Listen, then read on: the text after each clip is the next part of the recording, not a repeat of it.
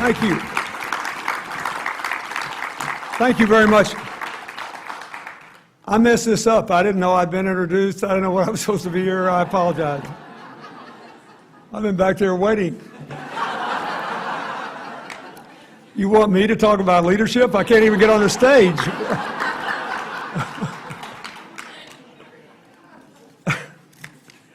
Well, first of all,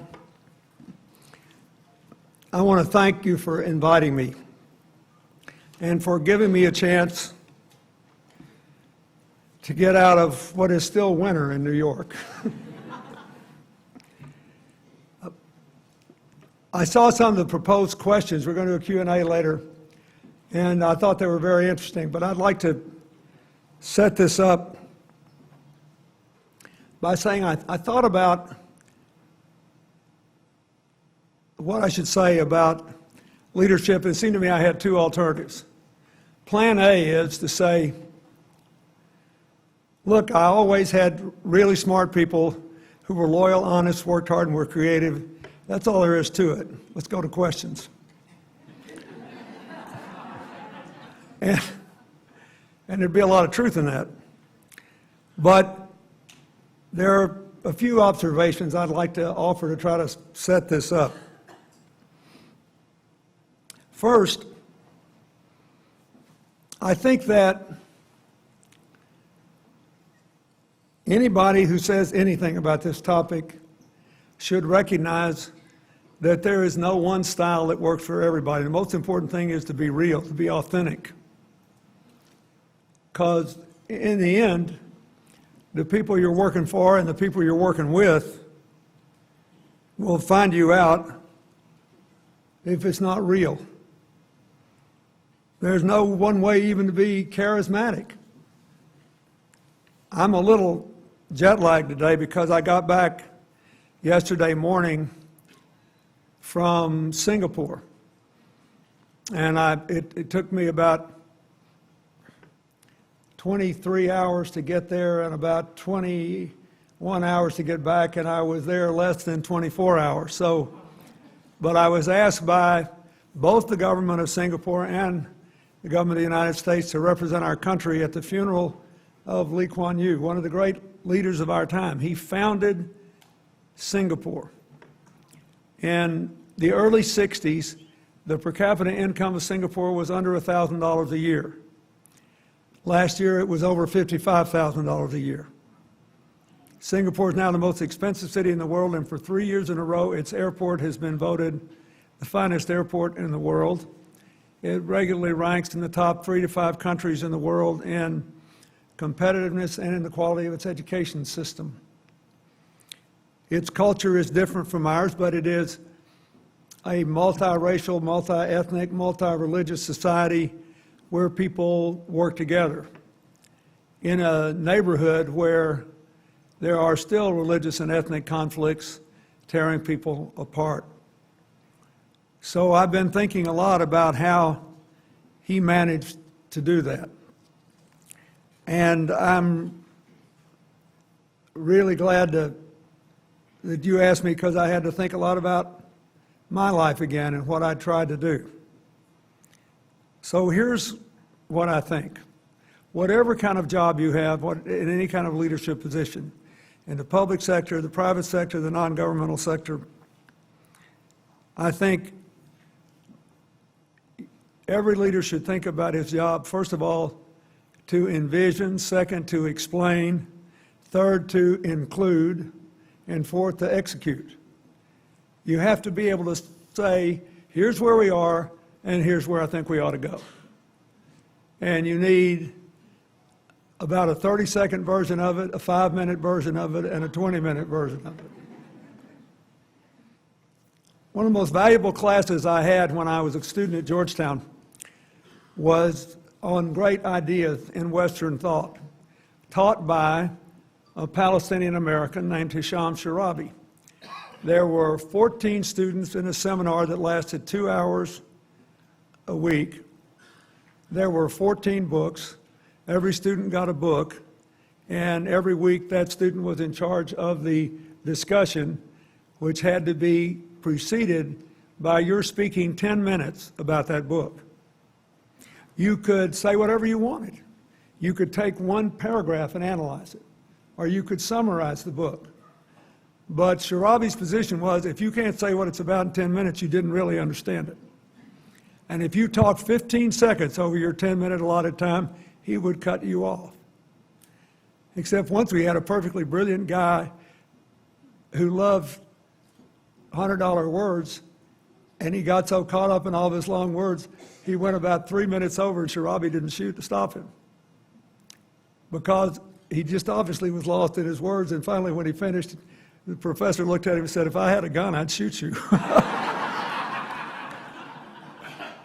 And he was a perfectly brilliant and a very good guy, but he lost the essential element of teaching, explaining, and helping other people to envision. So if you ask me about the current time, I'd say this is in many ways one of the most interesting periods in human history. It's the most interdependent age, both because of what we know, where we can go, and how we can communicate because of information technology. America is the best positioned big country in the world to deal with the early 21st century because we're younger than every big rich country, and we were going to be younger than China within 20 years if they hadn't changed their one-child policy. We're highly diverse. We have great business climate, great entrepreneurs, wonderful system of higher education, and we're on the cutting edge of technological change. But we have some serious problems. There is too much inequality in access to jobs, education, capital to start businesses, and incomes to keep a consumer-driven economy going. It begins to devour itself if too much capital accumulates at the top and is not reinvested in jobs and businesses and raising incomes. There is too much instability in the world because of the rise of non-state actors primarily. We have conflicts with other countries all the time, but they can be managed. But the weakness of the nation state, we have the ambassador from Lebanon to Mexico here. Lebanon's a very important country. They nearly destroyed themselves over internal conflicts in the 70s. They then created the most innovative constitution, arguably, in the world for inclusion. Remember, that's one of my keys. You've got to include. So Lebanon will have normally a Sunni Muslim prime minister, a Shia speaker of the assembly, the second most powerful political job, a Maronite Christian president, and a Druze leader of the Supreme Court. And somehow the country is held together with all the interference that it's had to sustain from Syria, from Iran, the conflicts with Israel, all the things that have happened. It's threatened now. So we live in a world where weak states, institutionalized corruption in some places, and terror groups like not just ISIS, but Boko Haram, Al-Shabaab in Kenya and Somalia, and other places, people don't accept the legitimacy of the order of the world that has dominated us for a long time. And that instability is a problem. The third problem we have is the way we produce and consume energy and local resources is not sustainable. The Arctic ice melt is increasing. The Greenland ice melt is increasing. Ironically, global warming is making the Northeast, Eastern Canada, and the western northern part of Europe colder in the winter because the Gulf Stream's being slowed up. So we have to deal with this, and we have to deal with it in a way that makes us richer, not poorer. Because there is a huge job shortage, not just in America for the young, but all over the world. And the final thing that we have to deal with is identity politics, the politics of division instead of cooperation, which is dominating the world as it always does when people feel high levels of insecurity. It's true in America in ways that all of you are very familiar with, but it's also increasingly true in other parts of the world. At the very time when we need cooperation more than ever, it's elusive. At the very time when people scream out, this is what we want, they don't vote that way. Not just in America, all over the world. This is a big challenge. They're having British elections now. The Scottish people just voted to stay in the United Kingdom, but they got a lot of benefits to do it. So now there's an English separatist party saying, what are we, chopped liver, just because we're in the majority? And so this is a huge problem. Our impulse is to do what we've all done since we were kids. Whenever we feel threatened, we want to go home, right? Draw in. At the very moment, we need to reach out. So we live in a world where what we should be trying to do is accelerating the positive forces of our interdependence and minimizing the negative ones that are driving us apart. So we have to reduce these inequalities. We have to reduce the instability. We have to find an economically beneficial way, and in a way that's fair to everybody, to change the way we produce and consume energy and other resources. And we have to get beyond identity politics. Now, so I envision a world of shared prosperity, shared opportunity, shared responsibility for security and for peace, and a shared sense of community, where our differences make life interesting and important, but our common humanity matters more. If you ask me any question about any event in any country in the world, I put it through that filter. And I don't believe any leader can succeed without some sort of framework that says, here's where we are, here's where we want to go. Then you have to have a strategy for getting there, which requires, among other things, the ability to explain and the ability to include. When I was asked in 2012 to speak at my party's national convention in behalf of President Obama's re-election, they were making jokes about me as the explainer-in-chief. But that's because I believe in challenging times for companies, for universities, for businesses, explanation is way more important than eloquence.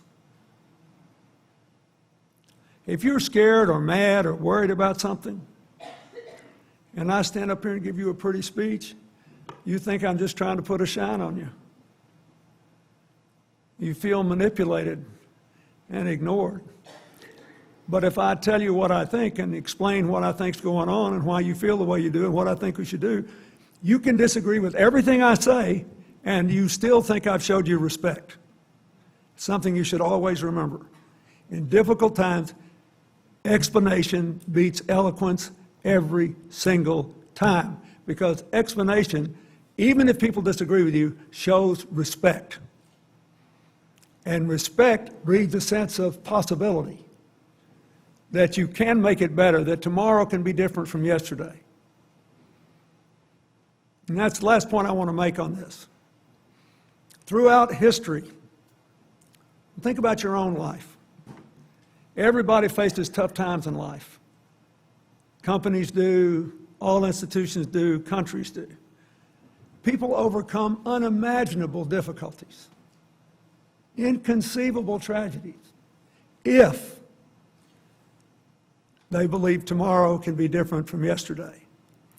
But if they believe every tomorrow is going to be just like yesterday, if times are good, they get in trouble, and if times are bad, they don't get better. So, first, vision. Second, explanation. Third, inclusion. In our family, the best example of that is probably President Obama asking Hillary to be Secretary of State after they ran that big campaign against each other. And ironically, it had parallels right before the Civil War, when Abraham Lincoln was elected, his major opponent was William Seward, who had been governor and senator of New York, who became his Secretary of State, and who bought Alaska for a song. It was called at the time Seward's Folly. Seward got the last laugh. And they made it work. This Christmas, Hillary's present to me was a certificate of appointment of a man from Illinois who was a very good friend of Abraham Lincoln's, who was a Democrat and he was a Republican. Lincoln wanted to put in the cabinet, and they said it wouldn't work politically, so he made him the minister to Germany. And it was signed, this appointment, I have the signatures of Abraham Lincoln and William Seward together. The best example in the modern world is Nelson Mandela, who became famous for inviting his jailers to his inauguration. But even more important, he put the leaders of the political parties who kept him in prison and perpetuated apartheid in his cabinet after winning 63% of the vote in a 19-candidate election. And he called me one night, I'll never forget this, and he said, "Oh, they're giving me hell." I said, "Who? The Afrikaners, the Boers, the Dutch, who were the most hardcore?" Oh, he said, "No, my own people. They're giving me hell." They say, "We just won 63% of the vote. You want to put these guys in the cabinet? They kept you in prison 27 years. You didn't get to see your kids grow up. While you're in prison, they're beating us up, shooting us, treating us like dirt. You want to put them in the cabinet?" I said, "What did you tell them?" He said, "We just voted for the first time in 300 years. And I asked him, I said, "Can we run the banks by ourselves? Can we run the military by ourselves? Can we run the police by ourselves? Is there one thing in this whole country we can run all by ourselves?" The answer is no. Maybe someday we'll be able to. This is not that day. We're going to have to run this country together, and we're going to have to build it together. I'm the one who went to prison for 27 years. If I can get over it, so can you. Let's go. And so, anyway, the point, and he set up that reconciliation commission. And virtually everybody was able to escape criminal punishment, so he wouldn't have to revisit the past every single day if they just come and tell the truth about what they did. And acknowledge what they did, own it, and say they wanted a different future. He didn't worry about getting even, he worried about inclusion. He was more interested in getting ahead than getting even. Another example of that was a curious relationship of Yitzhak Rabin and Yasser Arafat. Every piece of land that the Palestinians have today in the West Bank, they had when I was president, because of two agreements. The big one signed in 1995, 20 years ago today, not today, but this year, between Arafat and Rabin, and then a smaller but substantial one signed in 1999 between Prime Minister Netanyahu and Arafat, which means there is still hope there. But in the middle of the signing, this is the point I want to make, if you really believe in inclusion. Rabin had been the commander of the Israeli armed forces. He had put countless Israeli kids in body bags in fights with Arafat and the PLO. Arafat had put a lot of Palestinians in body bags or buried them within a day in accordance with his tradition because of conflicts. So we're signing this big handover. The whole world press is outside. The West Bank's not a big place, but we had to sign 9 maps, 3 copies each of 9 maps that were huge like this. And I was the witness to their signing, so they'd sign and I'd sign. And every little crossroads was delineated. The Palestinians were getting Jericho, which is a famous place to Christians, as you all know. And what is believed to be the tombs of Abraham and Sarah are there, and so there was a bypass road. The map said that Israel had the bypass road.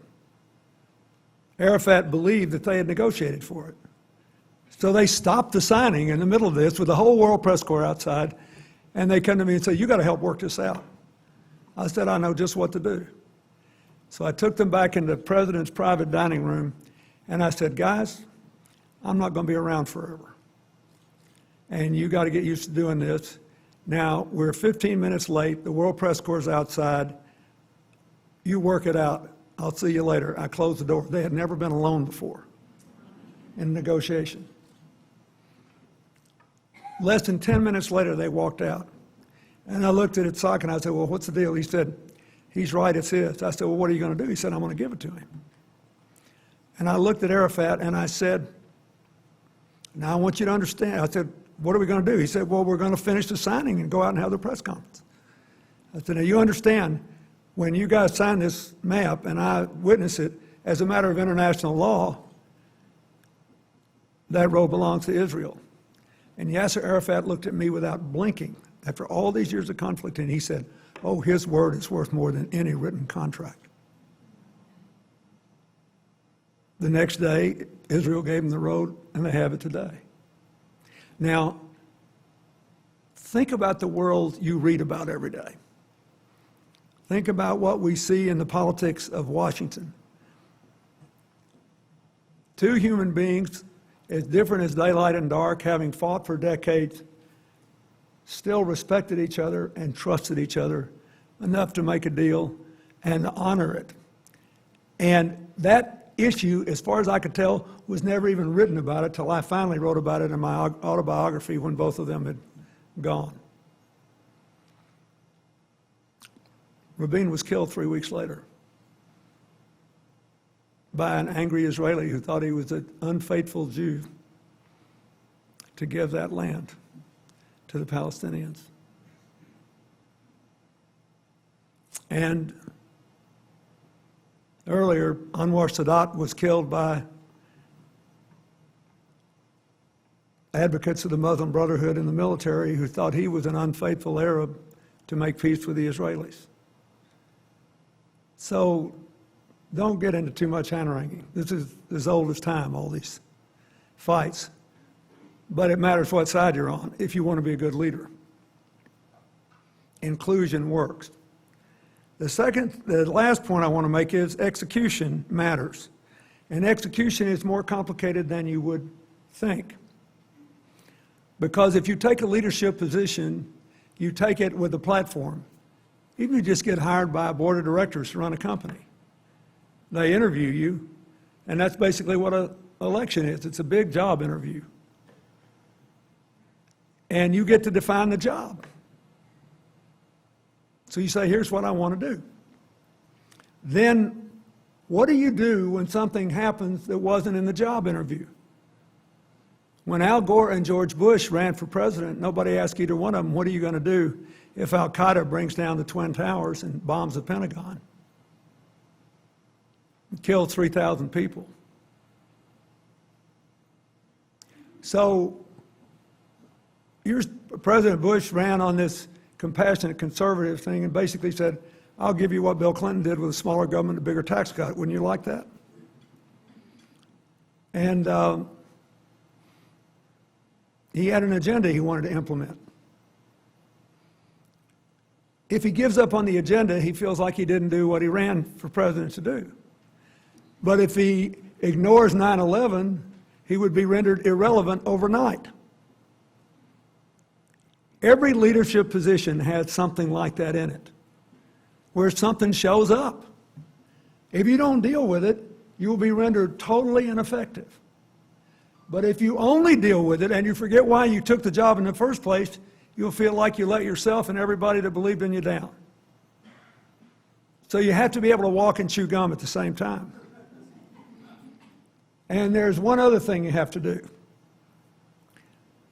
You need to think about where the entity you are leading will be in 10, 20, or 30 years. That is, what challenges do you know are out there? What opportunities do you know are out there that you can't seize today, but you can increase the chances that they will be fully realized, or that some big bad problem in the future will be avoided if you lay the foundation today. And you know there are no votes in it,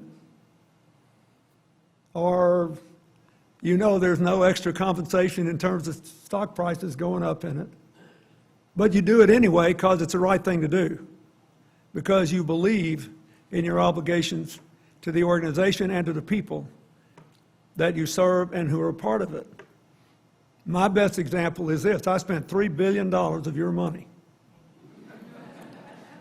to finish the sequencing of the human genome. And it's the best money we ever spent. We had this big announcement with the international consortium of other countries that played a part of it, and I was in the White House, Tony Blair was at 10 Downing Street. We had the representatives of all the other countries that had kicked in money. And we found within 10 years, America had enjoyed $176 billion of economic activity as a result of that $3 billion investment.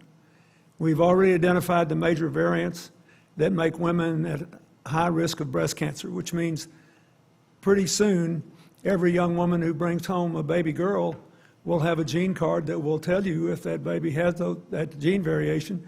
They should get breast tests every year starting at age 25. Otherwise, the American Medical Association is right. Everybody else can wait till 50. And we're getting closer on Alzheimer's, on Parkinson's, on a lot of these neurological diseases. There's already a rare form of children's brain cancer that's treated primarily in America at St. Jude's Hospital in Memphis, where they had a perplexing experience a few years ago. A drug had been developed which was 100% effective in giving a normal lifespan to 80% of the kids with the cancer, but it killed the other 20%. And before the genome, some brilliant person decided, we're losing these kids anyway, let's just see what happens if we give them a half dose. All of a sudden, the other 20% all recovered. Then they said, let's test early. We won't let anybody die, but let's just test, see what happens if we give the other 80% a half dose. They didn't get well. Then they developed the genome, and they could tell, for whatever reason, which 20% needed a half dose, and they could give the full dose to the other 80 without having to play games with their lives. They knew on the front end. This is going to change everything. None of that happened when I was president, but I knew it needed to. Today, the BRAIN project and the specific targeted medicine project that's being done in our research labs will have the same effect. If we were to build a nationwide grid to have South Korea's broadband download speeds in every rural community in America, within 10 to 15 years, the massive income gap between small towns and big cities would virtually evaporate. And you've probably been following all this controversy at the Federal Communications Commission about net neutrality and all that. And it's been great because we haven't regulated the internet. We've let it go, and it's the greatest thing in the world. The problem is, unlike South Korea, there was no public funding for the infrastructure. So it was built by the big companies like Verizon. And they have a right, like any utility, to recover their investment because they built it. And they don't have enough money to put it everywhere and to make it as fast as it ought to be. But if they do it the only way they know to do it, which is to give preferential treatment to some of their bigger ratepayers, if you will, who ride the internet, then it will affect net neutrality. So the Federal Communications Commission is in a very difficult position because they want to preserve net neutrality, but we have no alternative plan to guarantee a reasonable return to them or a uniform system like smaller countries like South Korea got by having the government built that, then got out of the way. Their download speeds on average are 4 times ours. Now, if you live in Silicon Valley or now in Kansas City where Google's building this big thing, or in Knoxville where the business community did it, they're not. But on average around the country they are, and it's a huge barrier. So somebody needs to fix that. Even if they receive no direct benefit, actually we'd start to get those benefits sooner. But the point is, every job, you got to do what you said you'd do, unless you decide it's wrong. You got to deal with the incoming fire, and you got to look around the corner. Just a couple of other points I want to make about this. How you do this is important. In general, you got to be inclusive in the way I explained, which means you have to keep listening to the people who hired you. Everybody's got a story, everybody matters. If you believe in an interdependent world, you have to figure out how to include people. I'll just give you an example. I believe that the Environmental Protection Agency did the right thing to try to regulate mercury and carbon dioxide emissions. A lot of people die in America today, at least 10,000, probably more, because of harmful air effects. But I also believe that the people who work in the coal country in West Virginia and Kentucky are not directly responsible for this. They didn't do anything wrong. They were born someplace. They grew up there. They made a living the only way they knew to make a living. They lost 20,000 jobs when President Bush was in office because of the rise of natural gas and because Wyoming has lower sulfur coal, and another 7,000 or 8,000 since President Obama's been there. The answer is not to stop protecting the environment. The answer is to give them something else to do, to honor their contribution, and to recognize that they have an equal right with us to make a living. And there are some places in Kentucky and coal country that are unbelievably progressive and successful today because smaller efforts enable some communities to reimagine their future and to build a different future. And we need to do that everywhere. I faced that with the tobacco industry when I tried to phase out the subsidies when I was president. I announced it myself, what we were doing, and I did it in a tobacco shed in North Carolina. That's another thing you remember. If you got to deliver bad news, let your aides and cabinet and other people deliver good news. If you got to deliver bad news, you do it. And I went down there and I looked those people in the eye and I said, you have not done anything wrong. You are good people. But I do not believe that you want to increase the chances of your children getting lung cancer. I do not believe that you want America's great export to be carcinogen. And here's what I'm going to do to you, and here's what I'm prepared to try to do with you to give you a whole different future. And to his credit, one bipartisan thing we had was we laid out this whole long plan, and the last bill implementing the end of the plan was signed 10 years later by George W. Bush. We had a bipartisan commitment to help transform the way those farmers made a living and the way those communities got forward. And I think that's important. Next thing I want to say is this. How you do this is important. Teams make better decisions on the whole than individual geniuses. A book was written several years ago by a man named Jim Surowiecki. He's a distinguished American journalist who studied decision making and basically compiled these mountains of social science research that essentially all come down to this. If we could snap our fingers and pick the person in this room with the highest IQ, and we took that person into a nearby room and pampered them for 2 days, gave them whatever they wanted, and the rest of us just stayed here and drank our coffee.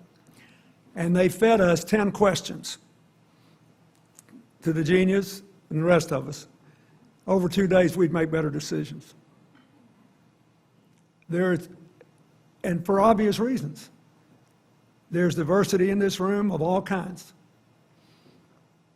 And especially in our life experiences, what we know, and how we think.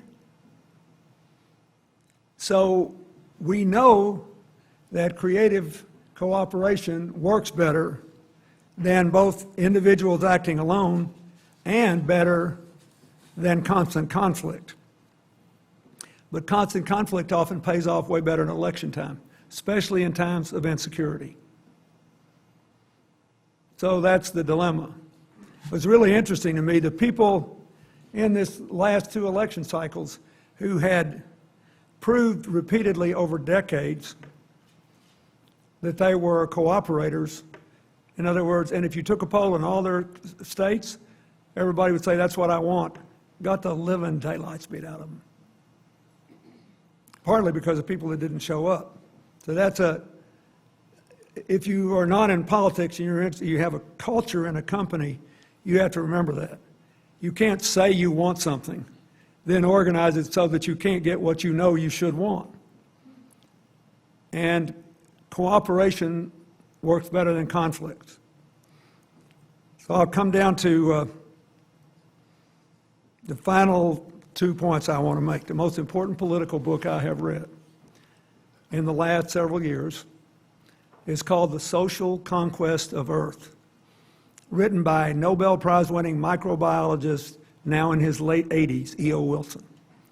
In about 250 pages, he describes as best the evidence allows him the history of all living things on planet Earth.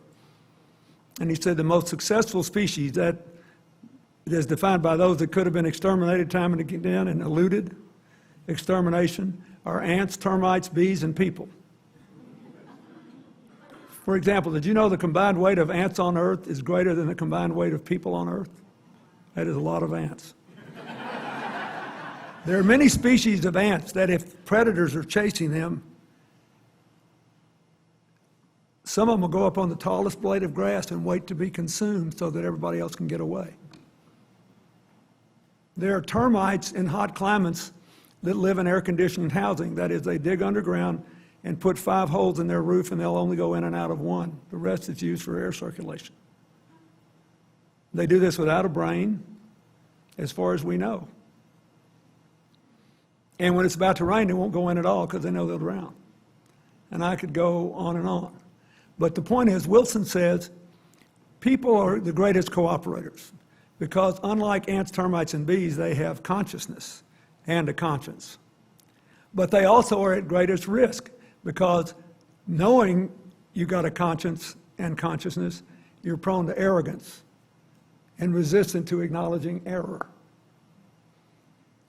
So he ends by saying, I've been warning about dangers all my life and we're destroying species at the most rapid rate in 10,000 years, but I'm still optimistic because when the chips are down, we tend to do the right thing.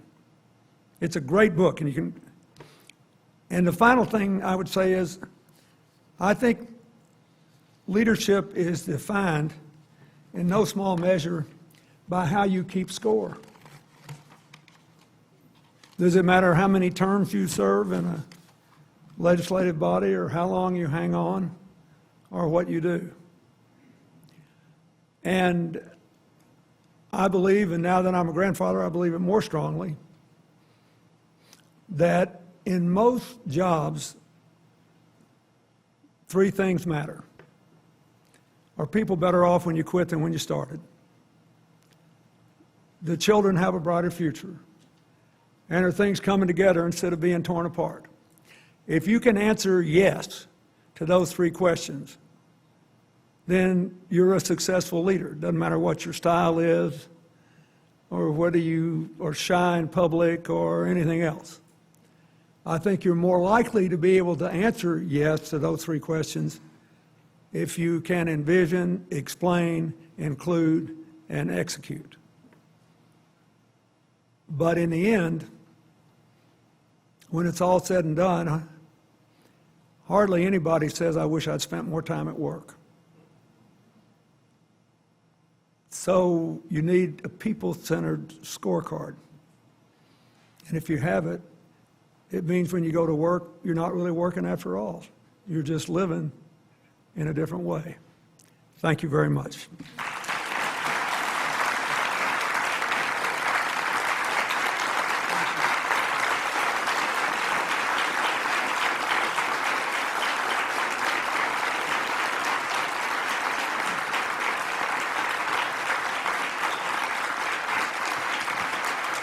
Who's going to answer? Come on up. Thanks. Mr. President, thank you very much. This conference is about leadership, but more important, it's about inspiration, and you've inspired us today. Thank you. What we're doing now and what we've been doing for the 2 days is going to be broadcast to millions of people around the world. So I'm going to ask you some questions, but I'm going to have in the back of my mind more than just America, but all the other countries that we'll be listening to. What do you think is the number one leadership quality that led you to the Oval Office?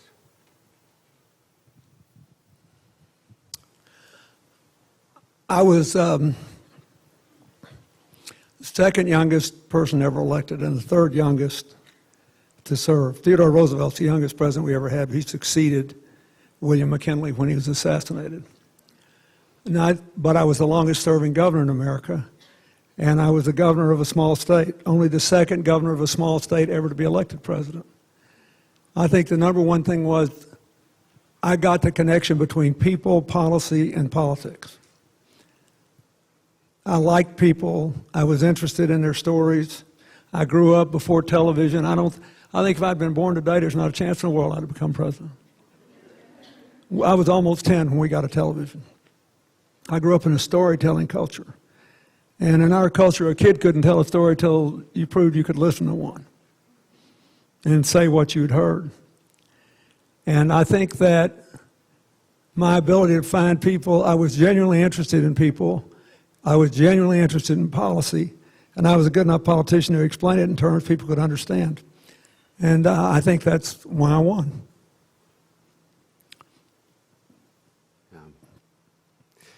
When did you first think that you could become president?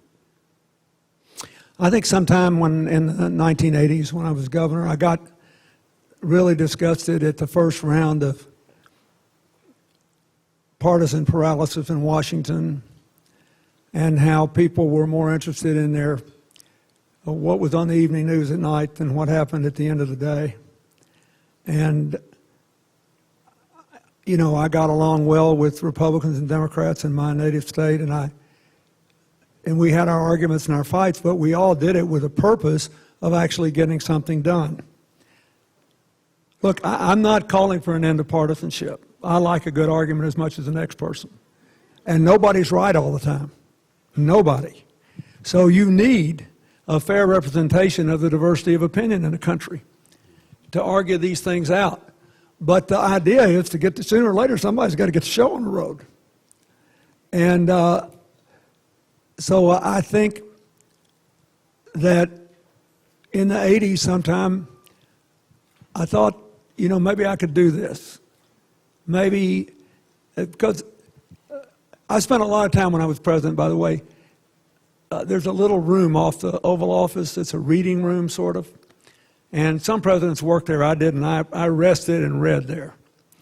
But I decided I would read the history of the presidency of lesser-known presidents.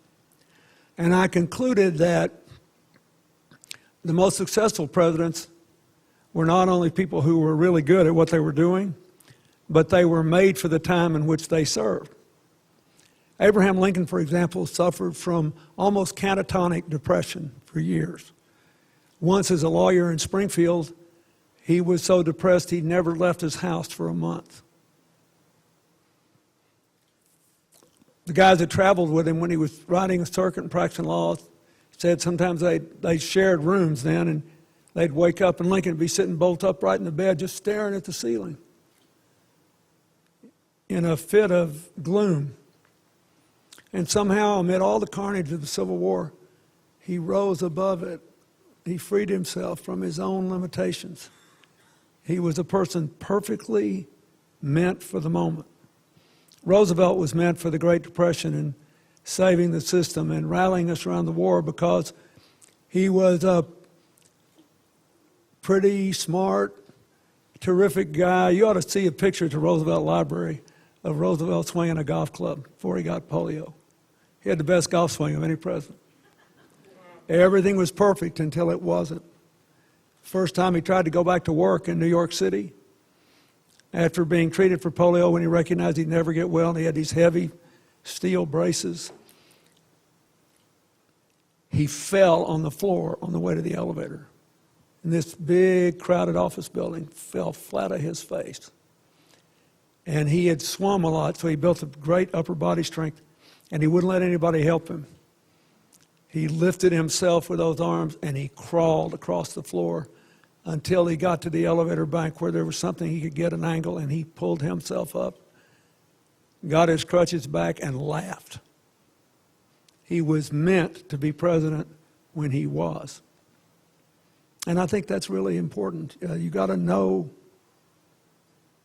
the person meets the time. Some of our low-rated presidents just did the wrong thing and shouldn't have been elected in the first place, but some of them were overcome by conditions. Some of them were overcome by... Franklin Pierce was the other governor of a small state. He generally rated as one of the 5 worst presidents we ever had because he couldn't forestall the onslaught of the Civil War. He was elected in 1852. But he was a wildly successful military leader in the Mexican War, which also made Robert E. Lee and Ulysses Grant and a lot of other people. He was a successful congressman. He was a good governor. They elected him as a Democrat because they thought he could hold the Union together and not split his own party. And on the way down to the inauguration, he and his wife and his only son were in a train wreck. 11 people got scratches and broken bones. Nobody was hurt too bad, except his 11-year-old son who fell on his neck, snapped it, and died.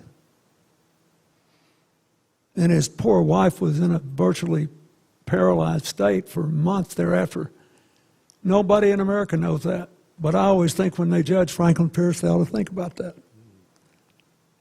And the truth is, if Abraham Lincoln had been elected in 1852, he would have failed too. He would have looked better doing it. I mean, he was a better politician and a better leader, but Lincoln met the times. And I think that's why I said, to go back to the beginning, you've got to envision the future, and in order to get there, you have to know exactly where you're standing. You've got to be able to explain to people what the heck is going on right now and why. President Clinton, if you could do one thing over, what would it be? Well, I'll give you a domestic kind of foreign policy example. If I could do one thing over in the first 2 years I was president, I would pass the welfare reform legislation before taking up health care, and I would explain to the American people that I couldn't pass health care if the Republican Senate wanted to filibuster it. I was the first president that ever even got it. Nixon and Johnson couldn't even get, Johnson didn't even try to get health care for everybody, even though he passed Medicare and Medicaid. And Nixon and Truman couldn't get a bill out of committee. I got 3 bills out of committees. But Bob Dole, who was the Senate leader, was extremely interested in health care. I offered to write a bill with him. I said, you guys can filibuster this, and I'm deader than a doornail. So why don't we just write one together? And he said, no, we need to show political differences. Well, I knew Bob wanted to run for president against me in '96, and I thought that was fine. You know, how I couldn't begrudge somebody else the desire to do what I had done. And he said, then we'll get together and we'll compromise it out. So I went ahead, and we put welfare reform off because I had the power to do welfare reform, a lot of it by executive orders. Those things are controversial today, but what I did with welfare reform was not. I gave 44 states the ability to implement their own welfare to work movements, that is, to stop paying people not to work and to start paying them to work. And the economy was going up, so it wasn't a fool's errand, it was working. So I said, let's go ahead and do health care. And what happened was, in the middle of all that, Dole got a memo from Bill Kristol that basically said, if you let Bill Clinton sign a health care bill, you're toast. You'll never get the Congress back, and you'll never win the White House. If you beat it, you can claim that it was the worst thing that ever happened, because nobody understands how health care works. And you can win the Congress, and you'll be a candidate for president. He was right about winning the Congress and wrong about winning the White House, because the economy got better by then. But if I had it to do over again, I would have ignored the signals and the pressure from the groups and established the credibility of my administration and the Congress in managing the government and having a work-based system of welfare, not a dependency-based system. And I think we would have gotten further. Now, as it turned out, we wound up passing the Children's Health Insurance Bill, which is still a huge part of health care in America, and it's the biggest expansion of health care since Medicaid and Medicare. But it was a high price. On the foreign front, what I wish I had done that I didn't do, because it was my last year in office, and I was trying to end North Korea's nuclear program and missile program, as well as make peace in the Middle East. When I met at Camp David in June, I knew we'd never get peace because the Palestinians weren't ready. They hadn't thought through what they were doing. I was just trying to identify the differences, the gaps. And later, at the end of my term, I offered them a deal, and Arafat had told me that he was going to take it, and then he didn't, and I don't know why. But one mistake I made is I should have personally gone to every Arab capital of every country that gave money to the Palestinians and laid out the peace agreement.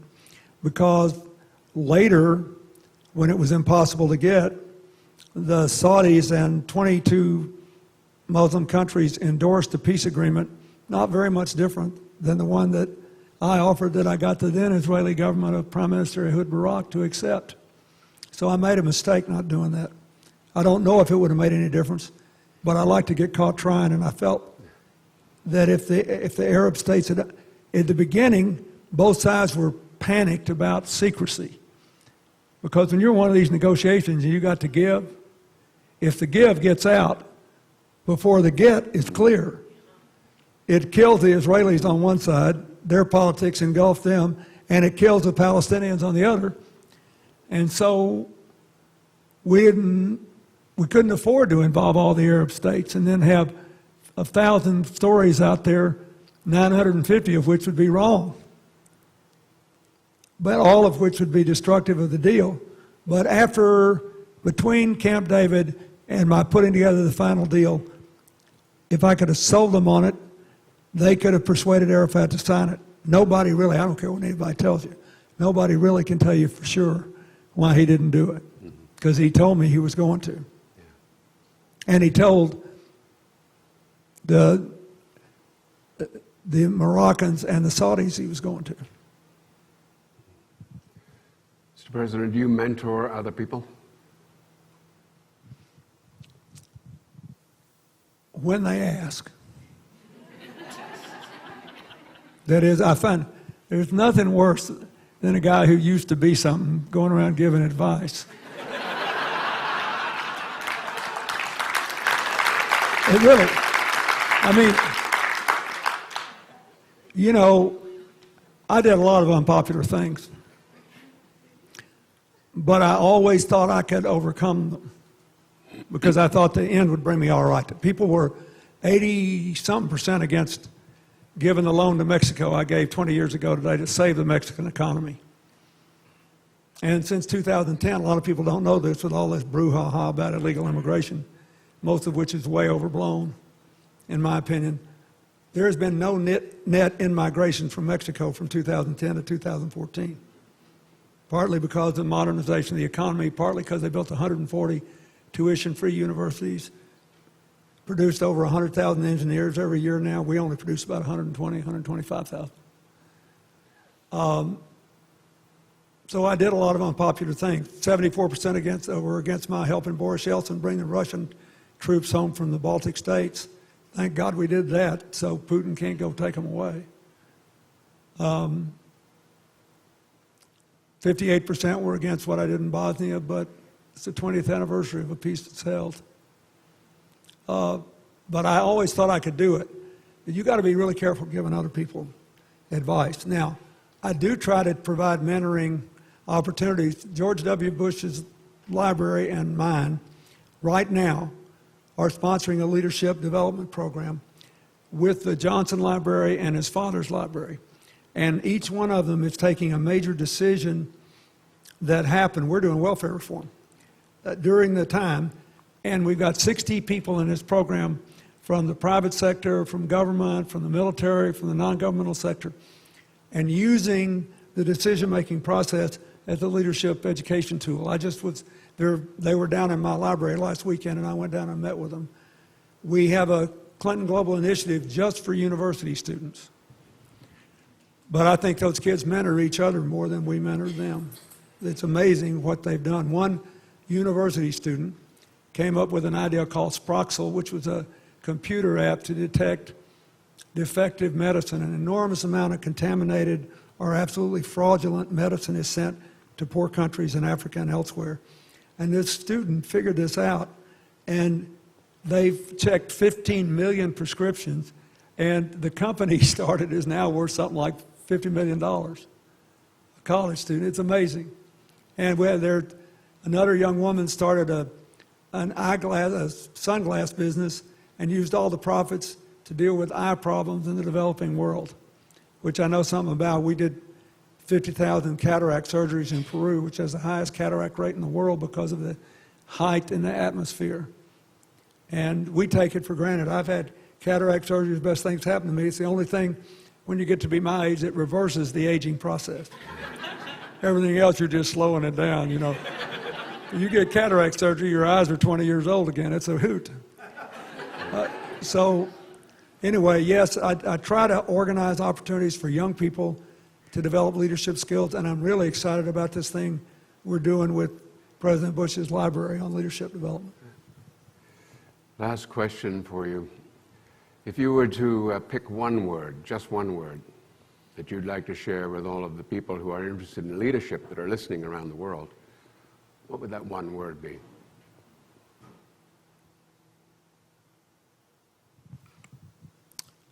Service. Get yourself out of it. You know, one of the most important, difficult things about politics today, you've seen this horrible story in Missouri about these two people have committed suicide apparently over some negative campaign tactics and all that. President Woodrow Wilson once said that for some people, words were more painful than bullets. And, you know, God, man, when I was president, they accused me of allowing people to be murdered and covering it up as governor and drug running and all kind of crazy stuff. And I always tell people they get into politics, if that's the way it works, you got to prove you're tough enough to handle it. 90% of what people want to know is how you're going to react when they throw a rock at you. Most people in politics, even though in both parties, are honest, hardworking, and believe what they say. I don't care what anybody tells you. I've run across a few people who were stupid, lazy, and crooked, but not as many as you think. Most people are honest, hardworking, and really doing what they believe. And but for a politician to complain about a negative campaign is like the quarterbacks in the Super Bowl complaining when they get sacked. If you don't want to get hit, get in a different line of work. It's a contact sport. And you have to think about that. I remember I developed an amazing relationship with Newt Gingrich, you know, when he was trying to run me out of town. And he thought the whole thing was a joke. He said, look, you know, he said, I hate this, but 65% of the people agree with you on everything and they like you. And our only strategy is to convince people you're no good. So personal attacks are the only thing that'll work. And now, sadly, it's even more true on both sides because we have continued to segregate our sources of information. But, you know, America is so much less bigoted than it used to be. Look at all this trouble, brouhaha going on in Indiana over whether this version of the Religious Freedom Restoration Act is designed to allow people to discriminate against gay people. It's fascinating. There's an identical bill passed the Arkansas legislature, and Axiom, a great company, the biggest mass mailing company in America, I think in the world, is headquartered in Little Rock, and the leader and the president and the chief counsel just wrote a letter to the governor begging him to veto the bill. We have made so much progress. We're less racist, sexist, and homophobic than we used to be. We just have one remaining bigotry. We don't want to be around anybody who disagrees with us. And it's a big problem because it's easy to dehumanize people. So now both sides know they can just make a charge about somebody and X number of people will believe it, just if you make the charge, even if it's phony. And my family has a lot of experience with that. And then when they find out there's nothing there, nobody ever gets around to saying, hey, guess what? There was nothing there. But you can't complain about it. You got to focus on the people. Because sooner or later, people get it. And being a leader is like being a parent. At some point in their childhood, your children find out the awful truth that their parents are not perfect and that their parenting is not perfect. But if they know you're the most important person in the world to them, it tends to work out. And there have been lots of studies, by the way, of children growing up in terrible home circumstances who do well anyway because they had some other adult in their life who made them feel like they were the most important person in the world and they could do whatever they wanted. And that's what leaders have to remember.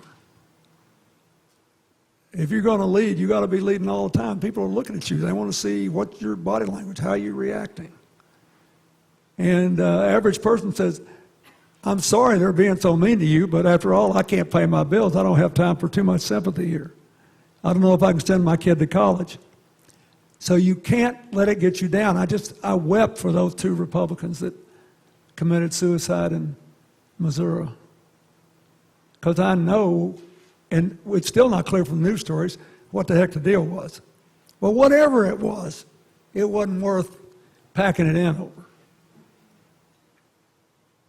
The great thing about criticism is you have to learn to take it seriously, but not personally. Most of us take it personally, which prevents us from taking it seriously.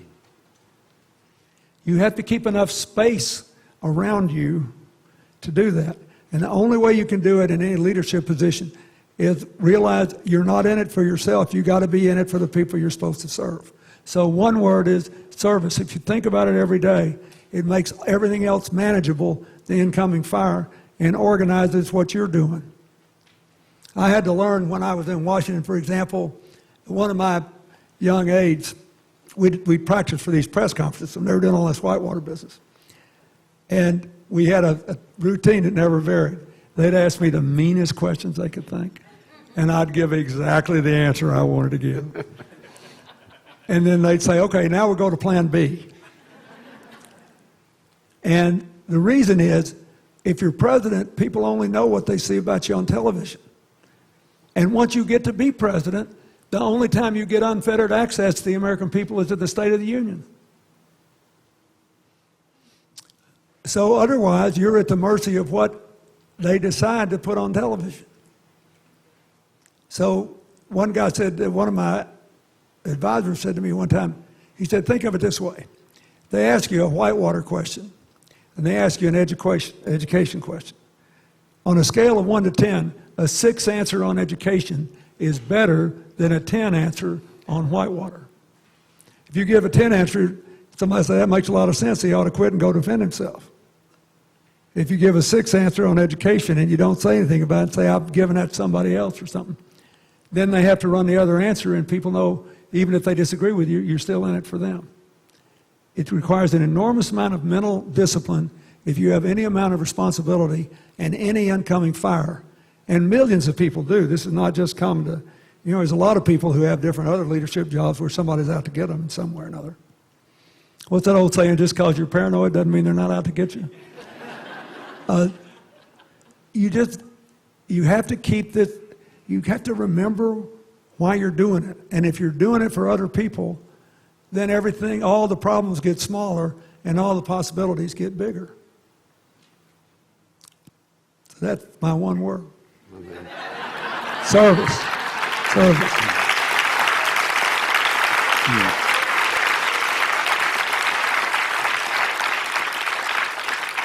President Clinton, thank you so much for sharing your wisdom with us today. We really appreciate it. Thank you. Thank you all very much. I enjoyed it.